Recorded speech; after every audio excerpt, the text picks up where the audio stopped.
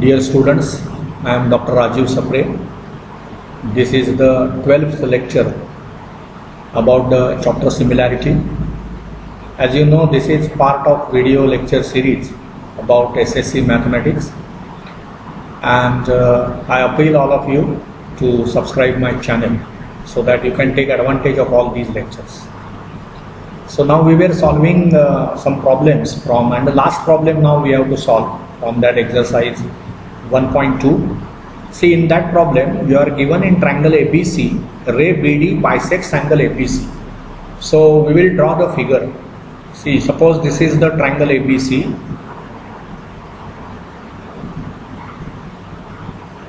ABC is the triangle. Then what is given? Ray BD bisects the angle ABC. So this is that angle, this is bisected by ray. So this is BD. So suppose it is D here. Okay.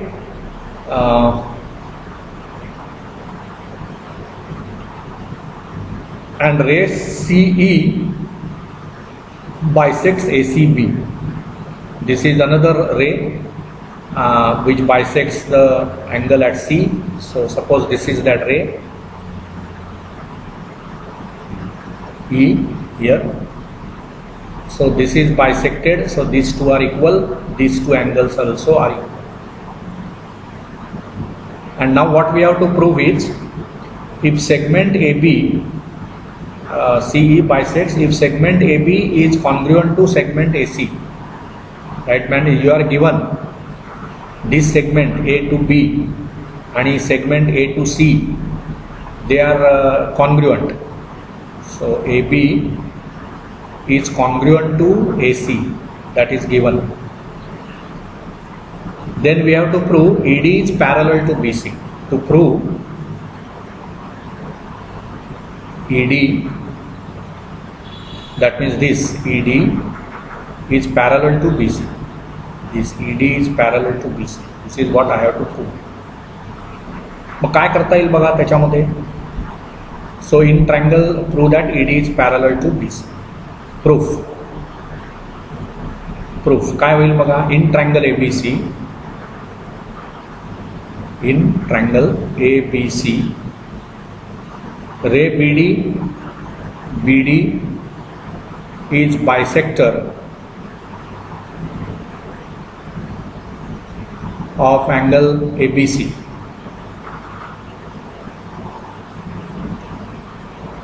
So by angle bisector theorem, AB upon BC, right, he side भागिले ही side बरोबर AD upon DC. AD upon DC. This is result 1. तसंच दुसरं काय दिलंय. In triangle ABC, ray CE, इथे रे म्हणूया आपण पाहिजे तर, that will be better. Ray CE bisects angle ACB. So again by angle bisector theorem, what I can write? AC upon BC. Baga, this AC upon this side BC, it will be same as AE upon EB. AE upon EB, right? So this is result number 2, this is result number 1. पण आपणाला काय दिलंय. AB is आणि AC are congruent. Okay, segment AB is congruent to segment AC. This is given. I can say this as 3.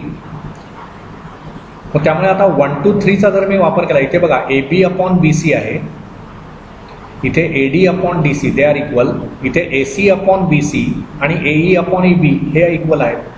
परंतु आता आपल्याला काय दिलंय की ए बी आणि ए सी हे इक्वल आहेत. बघा इथे दिलं आहे सेगमेंट ए बी आणि सेगमेंट ए सी इक्वल आहेत, त्यामुळे इथला जो ए बी आहे तो आणि हा ए सी इक्वल आहे. हा डिनॉमिनेटर बी सी सेम आहेच. ओके, मग त्याच्यामुळे काय होईल, बाय 1 2 3 बाय 1 2 and 3 कळलं का? बघा 1 मध्ये न्यूमरेटर ए बी आहे, A B upon b C, इथे आहे ए सी अपॉन बी सी, त्यामुळे 1चा डिनॉमिनेटर 1च्या लेफ्ट हँड साईडचा डिनॉमिनेटर बी सी आहे, 2च्या लेफ्ट हँड साईडचा डिनॉमिनेटर पण बी सी आहे, त्यामुळे इथले डिनॉमिनेटर सेम आहेत. इथे न्यूमरेटरला ए बी आहे इथल्या लेफ्ट हँड साईडला 1च्या, आणि इथल्या 2च्या लेफ्ट हँड साईडला ए सी आहे, परंतु ए बी आणि ए सी इक्वल आहेतच कारण त्या कॉन्ग्रुएंट सेगमेंट्स आहेत. त्यामुळे काय झालं, इथला ए बी जो आहे I can replace this a c by a b.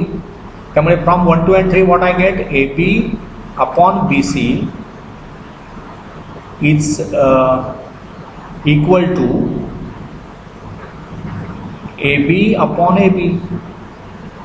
कारण हा जो ए सी आहे ना तो आणि बी सी सेम आहे. बघा हा a B upon a B c आहे, sorry a B upon b c, आणि इथे a C upon b c आहे. This is a C upon b C.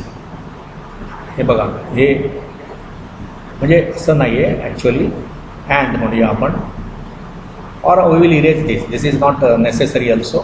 We will write in a different way. So directly we can say from 1 2 and 3 what I will get, AB upon BC is same as AC upon BC. AB upon BC, this AB upon BC is same as AC upon BC.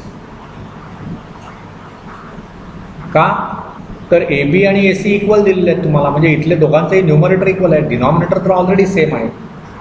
This is I can write from 1 2 and 3. So in triangle A B c now what I can say, a e upon e b, a e upon e b म्हणजे ही right hand side आणि ही right hand side same असणार कारण त्यांच्या left hand side same आहेत. A d upon d c म्हणजेच काय झालं बघा फिगरमध्ये, a e upon e b is equal to a d upon d c. ह्या बेसिक प्रपोर्शनॅलिटी थिअरमच्या कॉन्व्हर्सचा वापर करून मी काय लिहू शकतो, ई डी आणि बी सी पॅरलल आहे. Okay, so by converse of basic proportionality theorem, what I can write, ED is parallel to BC. So proved. आपल्याला तेच प्रूव्ह करायचं आहे ना, ED is parallel to BC, hence proved. So I hope you understood how this is proved. We have effectively used converse of basic proportionality theorem to prove this result. कितीतरी सोपे 11च्या 11 problems आपण सोडवले, याच्यामध्ये कुठेही फार कठीण असं काहीच नाही आहे. तुम्हाला असं लक्षात आलं असेल की तुम्हाला जर पूर्वीच्या थिअरम्सवर तुमची कमांड असेल तर हे सर्व प्रॉब्लेम्स अतिशय सोपे आहेत, हे लक्षात घ्या. So we will continue now with the next part. Okay, आता इथे बघा त्यांनी लेटेस्ट रिकॉलमध्ये काय म्हटलं आहे, 2 ट्रायंगल सिमिलर आहेत. हे आपण कसं सांगितलेलं आहे, 2 ट्रायंगल सिमिलर असणं आणि 2 ट्रायंगल एकरूप असणं म्हणजेच कॉन्ग्रुएंट असणं, याच्यामध्ये फरक आहे. ज्यावेळी 2 ट्रायंगल कॉन्ग्रुएंट असतात त्यावेळी त्यांच्या करस्पॉन्डिंग साईड्स आणि करस्पॉन्डिंग अँगल्स हे कॉन्ग्रुएंट असतात.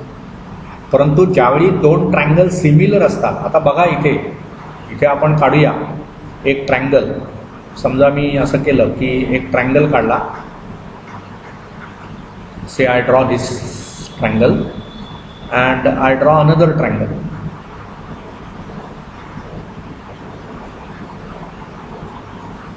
ओके, आता जर हे 2 ट्रायंगल सिमिलर असतील तर काय होणार बघा, इथलं समजा हे ए बी सी आहे आणि हे पी क्यू आर आहे आणि 1-1 करस्पॉन्डन्स आपण असा दिला की triangle A B C similar to triangle D E F. 1-1 correspondence म्हणजे काय होईल, ABC,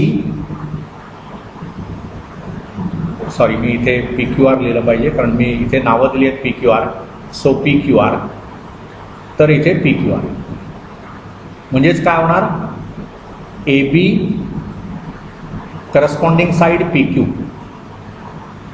AB will correspond to PQ, then AC will correspond to PR आणि BC will correspond to QR. Angle A will correspond to angle B, angle P, sorry. Angle B will correspond to angle Q आणि angle C corresponds to angle R. मग ज्यावेळी दोन triangles, if triangle ABC is similar to triangle PQR, काय लिहितो आपण बघा, corresponding angles are congruent. Angle A will be congruent to angle P, angle B will be congruent to angle Q, angle C will be congruent to angle R.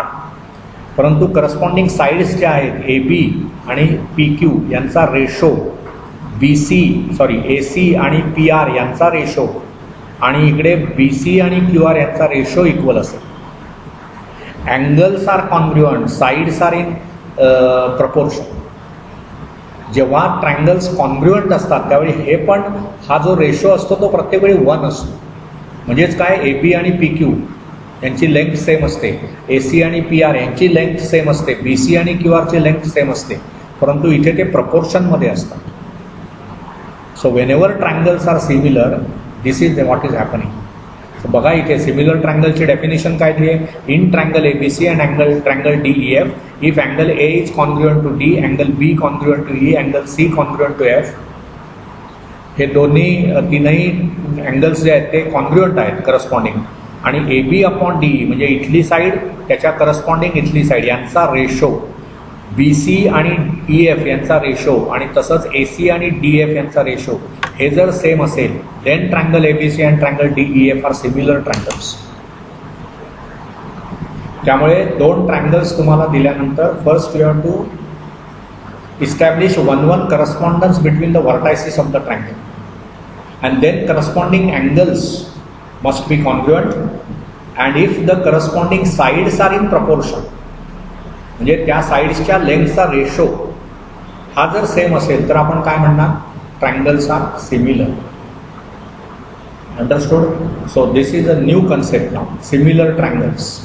आतापर्यंत आपण basic proportionality theorem, angle bisector theorem, त्या दोघांचेही कॉन्व्हर्सिस, नंतर 3 parallel lines आणि ट्रान्सव्हर्सल्स यांच्या properties, अशा गोष्टी बघितल्या. Now we are actually going for similarity. मग हे कॉन्क्रीटली मला कळलेलं असलं पाहिजे की what is meant by two triangles are congruent and what is meant by two triangles are similar. आणि ज्यावेळी दोन ट्रायंगल्स कॉन्ग्रुएंट असतात त्यावेळी ते 100% सिमिलर असतात, पण similar triangles need not be congruent triangles. हे असं रिलेशन्स त्या दोन कन्सेप्ट्समधलं आपल्याला नेहमी कळलेलं असलं पाहिजे. पॅरलेलोग्रॅम म्हणजे स्क्वेअर असतो का, स्क्वेअर म्हणजे पॅरलेलोग्रॅम असतो का, रेक्टँगल म्हणजे स्क्वेअर असतो का, स्क्वेअर म्हणजे रेक्टँगल असतो का, each rectangle is a square हे विधान बरोबर आहे का, ईच स्क्वेअर इज रेक्टँगल हे विधान बरोबर आहे का, etcetera etcetera. Similarly when two triangles are congruent, are they similar? Answer is yes. But when two triangles are similar, are they congruent? Not necessarily. Because similar ट्रायंगल्समध्ये corresponding साइड्सच्या रेशोबाबत आपण बोलतो, तो रेशो सेम पाहिजे आपल्याला, ते प्रपोर्शनमध्ये पाहिजेत करस्पॉन्डिंग साइड्स. आणि कॉन्ग्रुएंट ट्रायंगल्समध्ये करस्पॉन्डिंग साइड्स कॉन्ग्रुएंट लागतात. आणि साइड ऑफ द ट्रायंगल म्हणजे एक सेगमेंट असते, आणि दोन सेगमेंट कॉन्ग्रुएंट कधी असतात? When their lengths are equal. एक 5 सेंटीमीटरची आहे सेगमेंट आणि दुसरी 10 सेंटीमीटरची आहे, तर त्या कॉन्ग्रुएंट असूच नाही शकत.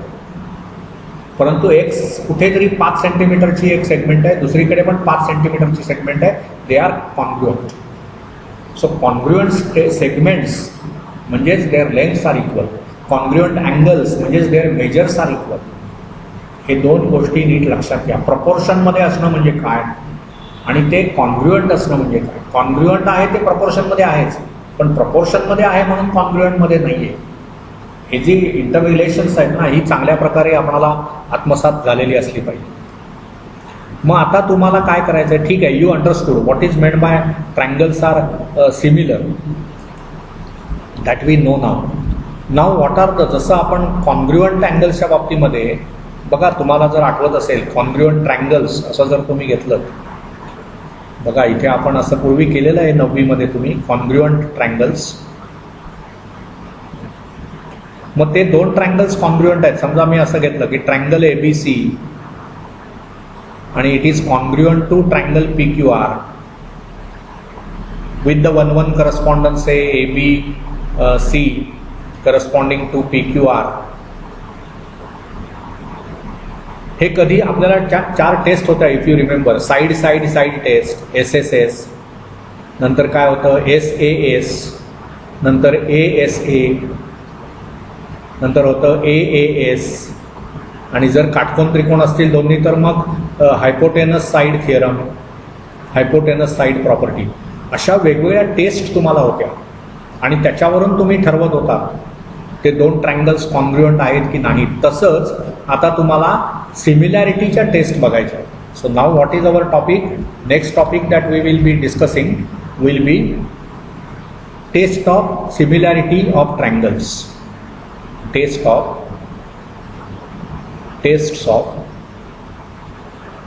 Similarity of triangles. हे आपल्याला शिकायचं आहे.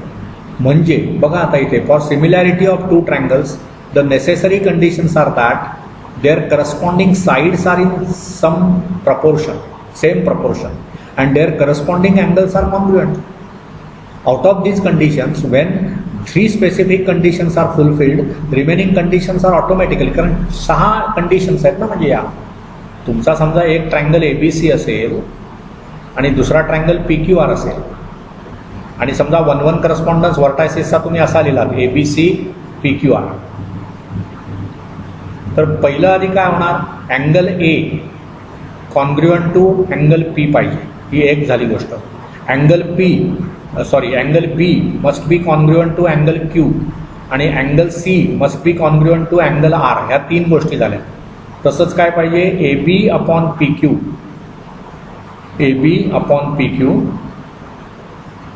Must be BC upon QR and it must be equal to AC upon PR. म्हणजे ह्या 3 अँगलचं कॉन्ग्रुएन्सी आणि हे 3 रेशोज प्रपोर्शनमध्ये जे 3 प्रपोर्शन्स आहेत ते सेम पाहिजे. म्हणजेच करस्पॉन्डिंग साईड्स बघा, इथल्या ABला करस्पॉन्डिंग साईड PQ, ACला PR, BCला QR त्या प्रपोर्शनमध्ये पाहिजे.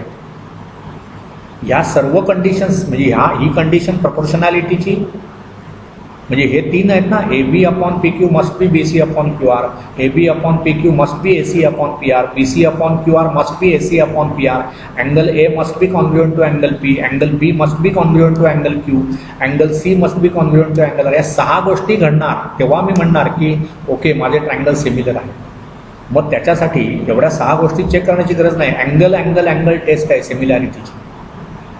काय आहे बघा अँगल टेस्ट म्हणजे, आता इथे बघा, इथेच आपण डायग्राम काढूया आपल्यासाठी लहानशी, की समजा आता इथे एक ट्रायंगल आहे, हा समजा एक ट्रायंगल आहे,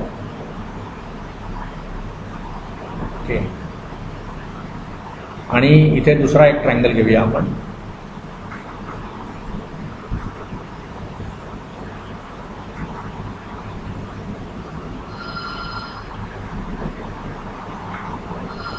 म्हणजे समजा हा ट्रायंगल मी घेतला ABC,